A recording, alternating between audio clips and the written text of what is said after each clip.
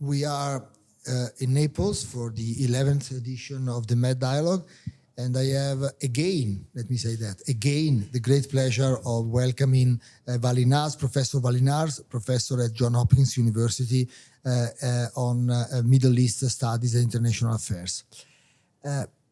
We met in Rome a year ago, and I remember my first question last year was, what may happen with Iran with Trump? A year later, many things happened. The attack to nuclear facilities, the weakening of countries which are allied to Iran, and then Sharm in the last few days. So can we go through this year and see what has happened or has not happened with Iran after Trump? So there have been very big changes since you and I talked in Rome. There's no question that Iran's position in the Levant, in Lebanon, Syria, with the Palestinians has significantly shifted. So Iran is no longer a player in the Palestinian issue in Gaza. They have no ability to help Hamas. Hamas is no longer a help to Iran. And the future of Gaza and what happens after Sharm el-Sheikh is in the hands of everybody other than Iran right now. And their position in Syria has been eliminated, and then in Lebanon has been greatly weakened. But more importantly, Iran has had a direct war with Israel. It's the first open war between them.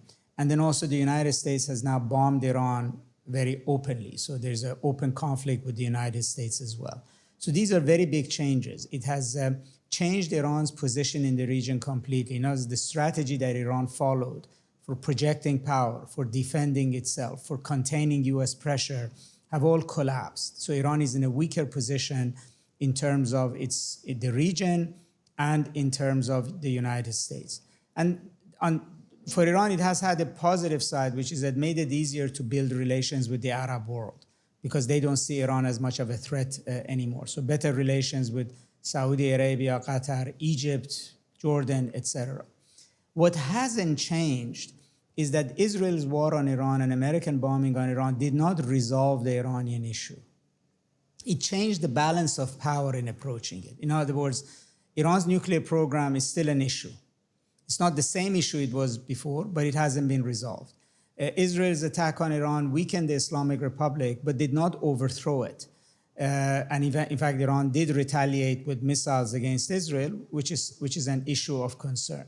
So in a way, what we have in the region is a significant change in the balance of power and Iran's position in the region, but the fundamental issues that were of concern between Iran and the West, Iran and the United States, Iran and Israel, have not been resolved. Having said that, I would say that there is an opportunity for the West and for the Arab countries to organize the region or fix certain problems now that Iran is no longer the issue there. So the issue of Gaza and the future of the Palestinians does not involve Iran.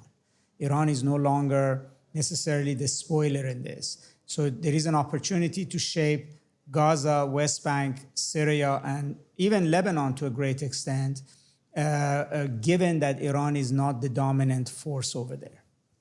You said that the two major concerns in relations with the West are still there. You said the regime is still there, and the nuclear capability most likely are still there. But someone even said it's even worse than before, because the regime, some says, is more supported internally and more unified after the attack than it was before. We remember a year ago we still had protests and all this. Iran is right now totally outside any nuclear relationship. I mean, even the new sanction introduced by the negotiator are there. So would you agree that not only the two issues are still there, but somehow they are a little bit worse? Well, you could say yes and no. In other words, yes, the regime in Iran didn't fall. It has more nationalistic support because the population now understands that in a war between Iran and Israel and Iran and the US, they're not going to choose Israel and the United States over their own country. But that does not mean that necessarily the regime is stronger. That remains to be seen. But I would say that the weaknesses that were detected before, that the population may rise up, that the population is a point of weakness for Iran, that no longer is the case. And on the nuclear issue, Iran's nuclear file is open. So maybe JCPOA is no longer the vehicle forward. In fact, by pulling snapback, what Europe basically achieved was to kill the JCPOA completely. Because the only reason Iran remained in JCPOA was to avoid snapback sanctions. So now that it's done, it's over. And that perhaps Europe and maybe China and Russia will no longer be at the table when negotiations restart, because the snapback made it very clear that the decisions are in Washington and in Tehran only.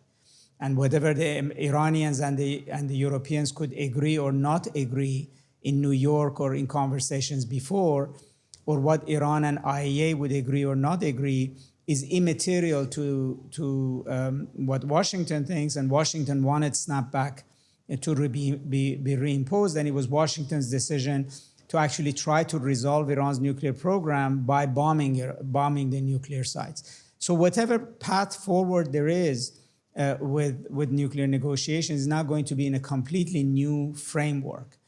I don't think Iran has made the decision to completely change the character of its nuclear program, but I think it's in a very dangerous moment that if it decides that there is absolutely no diplomatic path forward and that it's under the threat of war by Israel or by the United States, it may make the decision that it's not going to try to just have a civilian nuclear program, but actually go after a militarized nuclear program. This doesn't sound new. I mean, this debate of increasing the nuclear effort or abandoning it has been dominating in the last few years. But what do you think Trump wants to do on this? Because he was negotiating, he bombed, he said everything is destroyed, then no, maybe it's not destroyed. And now he said it was open to dialogue, open to a new negotiation. What will be the red line? What will be the red lines of this new negotiation after the collapse of the previous one? Well, I think there is a little bit of a difference, just to your point, between what was before and what might happen now. Is that before, Iran's nuclear program still was above the ground. Yes, the West was uncomfortable with capabilities and results, but this was not a secret plan. In fact, every site that the Americans and Israelis bombed were sites that IAEA was present, there were cameras, there was no secret sites that they found and bombed. So Iran's nuclear program was pretty above the ground. The question was, Iran wanted to have a nuclear program, and the West wanted Iran to have no nuclear program, almost close to zero. That's what the Trump administration asked for. Now we might be entering a phase that Iran no longer is pursuing a civilian nuclear program, but we might actually make a secret program that goes directly for weapons. So the worst assumptions of Europe and the United States may actually be realized as a consequence of this war. Now, I think the Trump administration realizes that the bombing did not finish Iran's nuclear program, but it's really asking for surrender, not for negotiations. And I don't think the Iranians are ready to come to the table and just sign surrender. Secondly, it's very clear that the Iranians are after the old school diplomacy. In other words, you sit down, you work out the details, and you arrive at an agreement, just like JCPOA. Whereas the way the Americans agreed to this Sharm el-Sheikh plan was that there is no deal. It's just a set of principles that, Hamas says yes, Israel says yes, and then you work out the details later on.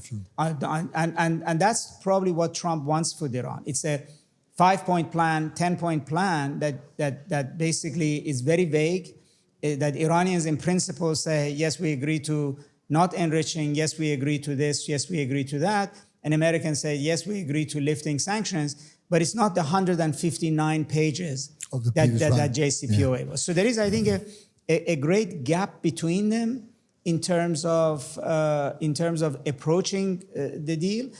Trump wants Iran to accept that it was bombed, it's weak, and it's willing to sign. Iranians don't want a narrative that says you're at the table because you were defeated. Yeah, That again, this is not something new. I mean, in terms of the approach of between the two parties. But let me move to the last questions. Regionally, Iran clearly has a problem. I mean, compared with, as we mentioned, a year ago. I mean, all the partners are weakened, and Iran, as you said, is weakened. So what can Iran do in this new scenario? You mentioned that the others may look to Iran in a different way, in a more positive way, but which is not positive for Iran. It means that they look at someone which is weakened and say, you are not a problem anymore. But how can Iran nationalistic approach deal with this? I think that's the big debate in Iran. And how the West handles Iran, I think, will have a very big impact on the outcome of this debate. So Iran's line of defense that, we can contain Israel by being on Israel's border, so Israel will not bomb Iran because Hezbollah and Syria, etc., that's no longer there. Iran is in a position to have to defend itself from its own borders. So it's going to rely a lot more on missiles and drones and sophisticated weaponry rather than on proxies, because the proxies now, yes, they're not going to abandon them, but they're not really a serious line of defense. But there is a possibility that Iran will come to a conclusion that if it's the only country under pressure, if Israel is waging war at it, America's waging war at it, and it's defenseless, that perhaps a different voice in Iran may take over, which will be much more aggressive towards the Gulf and towards the Arab world, right? In other words, Iranians made certain bets in the past 4 or 5 years, like normalization with Saudi Arabia, normalization with UAE, engagement with the Arab world would provide them with certain degree of protection. If they find out that those protections are not there, and they're alone, then they may calculate very differently in terms of how they behave in the region. So, there might be, in other words, I think these are voices in Iran that are debating how best to defend themselves. And there are those who would say that, we need to be much more aggressive in the Gulf. We need to be aggressive in Iraq. We need to be aggressive with our missiles. And the other side is saying that, no, wait, there is some benefit in normalization with the Arab world, and if there is a diplomatic path with Europe and the United States, we should explore it. But if the diplomatic path completely collapses and there is no end to it, and there's another round of fighting between Israel, America, and Iran, then we might see a very different reaction to the region. Let's conclude. Where would you bet your cent on, in terms of evolution, on the more aggressive Iran or the more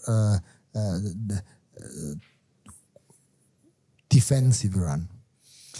I think the danger is when Iran sees aggression as a form of defense, right? In other words, it basically decides that that it needs to behave the way it did after 1 year of being under maximum pressure, when it attacked tankers in the Gulf, it attacked Saudi oil facilities, it started enriching uranium to 60% and then 80%.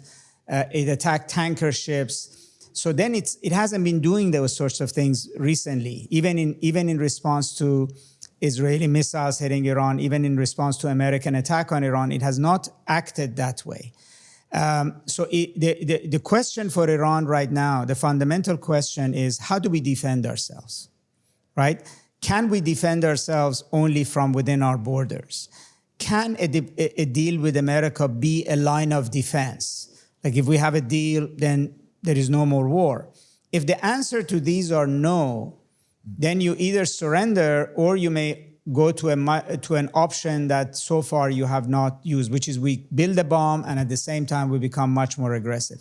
So I think everybody has a stake in not assuming that this is a foregone conclusion, but that this is a moment in which there is serious debate in Iran, and the outside can influence that debate depending on how it interacts or engages or behaves with Iran.